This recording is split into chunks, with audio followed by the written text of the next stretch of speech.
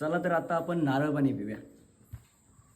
तर आता काका आमच्यासाठी छान असा नारळ काढतात. एक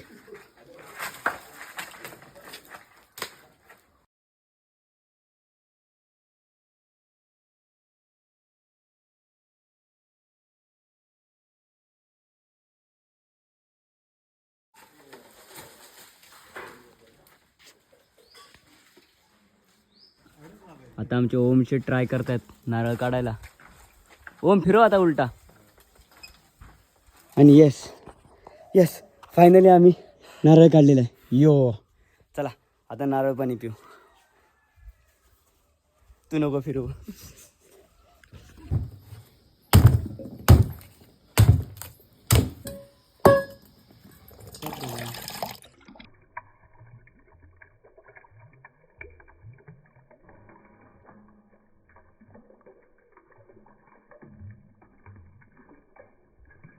तर आता काकाने हा नारळ फोडून दिलेला आहे आणि त्याचा आम्ही आता इथे पाणी साईडला काढून ठेवलं आणि त्याच्यासोबत काकाने तो खोबरं सुद्धा फोडून दिलेलं आहे. चला काका थँक्यू. चला आता आपण नारळ पाणी पिऊया. पाणी प्या तर मी खोबरं काढून देतो.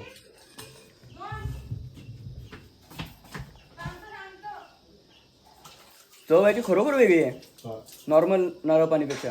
ज्यांना हाडांचा प्रॉब्लेम आहे ना त्यांच्यासाठी हे खरोखर नारळ पाणी चांगलं आहे. आणि याची टेस्ट सुद्धा खूप वेगळी आहे. कसं आहे ओम? अरे चलो.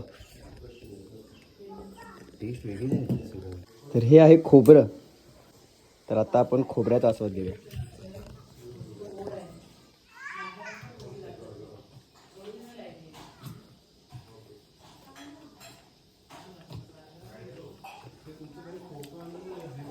विदाउट एनी केमिकल असं सुंदर असं नारळ पाणी पियालो आणि त्याच नारळांचं आपण आता खोबरं खातो, ओलं खोबरं खातोय.